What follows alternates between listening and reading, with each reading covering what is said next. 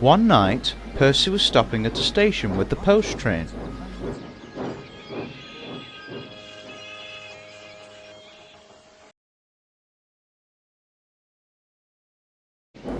As the sacks and parcels were being loaded onto Tom Tipper's van, Percy reversed into a nearby siding to have a drink. As he slowed to a stop, he felt a sudden jerk, and stopped. "What's happened?" he asked. I can't move." His crew inspected. The fault wasn't hard to find, and his driver walked up to his front. "Your brakes have jammed," he explained. "You can't pull the train now." "But who will pull the train?" wondered Percy. "There's still a load of parcels to be delivered down the line, not to mention Henry's connection at the junction." The fireman pondered for a moment. He left the water tower and went to the station to telephone the yard foreman. Diesel was the only engine spare, and, much to his embarrassment, was told to take the train. Needless to say, he wasn't too impressed with the arrangements. "This is an absolute disgrace," he grumbled. "Why can't another engine take it? I'm far too busy for that sort of train. Nor have I run a train like this." "Stop complaining," replied his driver. "All the other engines are busy, and you're the only one not busy, bearing your dratted moaning streak. Now let's go." Grumbling horribly, the little shunter purred away.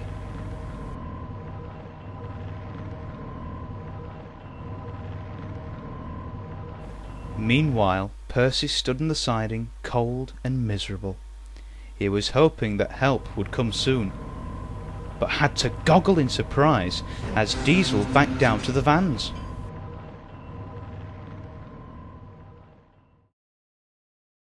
"It's you, then," he said. "Why are you here?" "I don't know.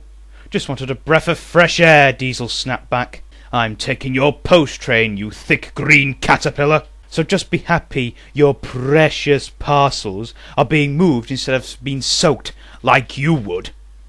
Percy snorted in reply, looking up and down Diesel and the train. "Your ugly looks aren't helping your work. It makes it an unhappy sight. For your information, I have been sent to assist with the post train, whether you like it or not, while you just sit there useless. Not to mention that we Diesels look smart with these type of trains. Better than you for sure. We are, after all, revolutionary." Percy gritted his teeth with anger, but before he could answer, Diesel started off with a jerk, without his driver's or guard's permission, and without letting the workmen shut the doors properly.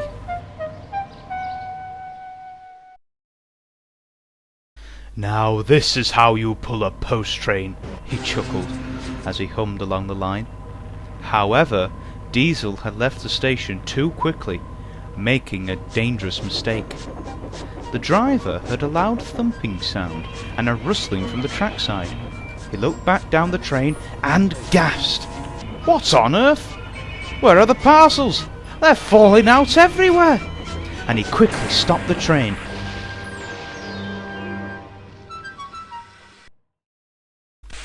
He looked in dismay at the line of dropped parcels.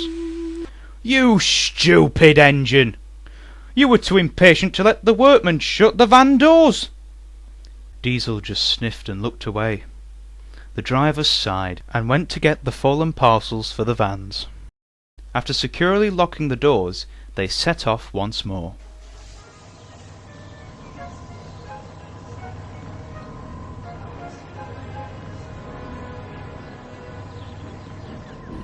Henry was waiting at the junction with the post train on the main line. "What time do you call this?" said Henry angrily. "It's not my fault," said Diesel. "Rubbish," interrupted Henry. "I've heard of your mess-up, and thanks to you the people along the line may not get their deliveries on time." "Oh, you're the one to talk," Diesel snapped back. "Don't think I haven't heard of your incident last month with the Tidmouth post van." The argument went on until the parcels were finally loaded onto Diesel's train. Henry was given the right of way and puffed away with a roar, leaving a very cross shunter behind.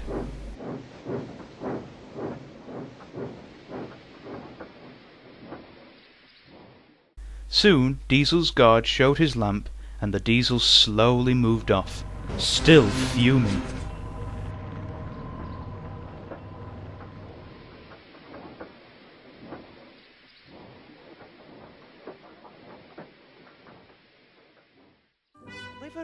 Delivery! Come along, he said to the vans, trying hard to make up for lost time. Steady, boy, said the driver, you're going too fast. But Diesel was so busy concentrating on the post being delivered, he didn't hear him. Up the line was a field where Terence first met Thomas.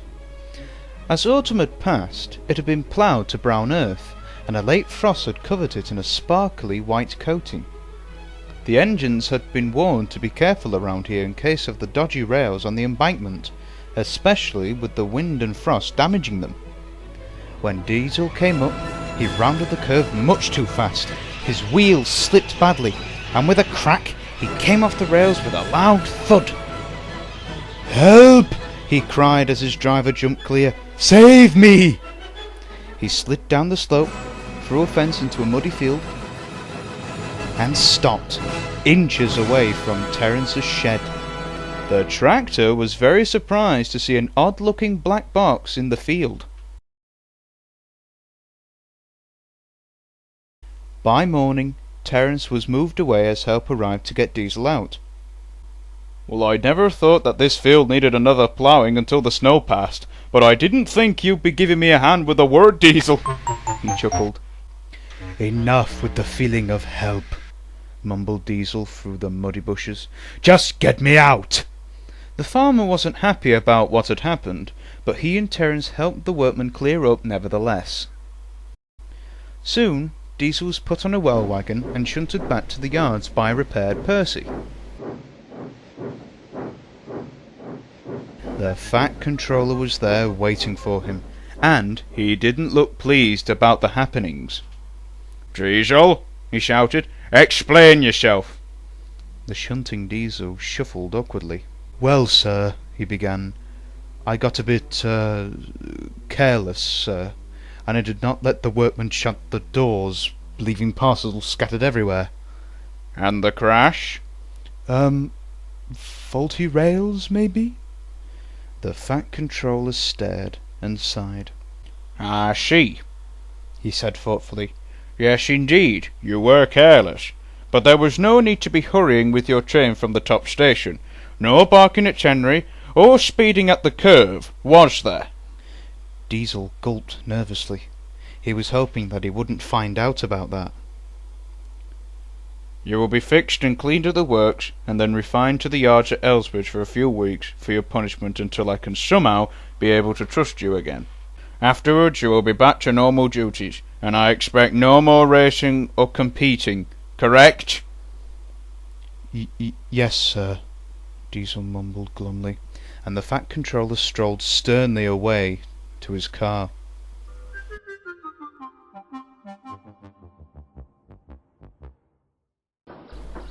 The next week, Diesel had returned, and was shunting some trucks of coal near the junction. The other engines had heard about the night mail events from Percy, and started teasing him. "I say, Henry, do you see that?" "See what?" wondered Henry. "The strange-looking scarecrow over there. The one who has those muddy buffers and a grassy snowplough."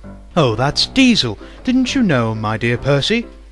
"It must be that new muddy look," Percy said, hiding a smile. "Diesel is one of the only revolutionary engines around here, and you never see him helping scare away the crows." The engines burst into a fit of laughter. "Oh, that's a good one, Percy." Oh, God. Diesel just kept silent and scuckled away to collect more trucks, hoping he wouldn't be asked to pull any more mail trains for a while.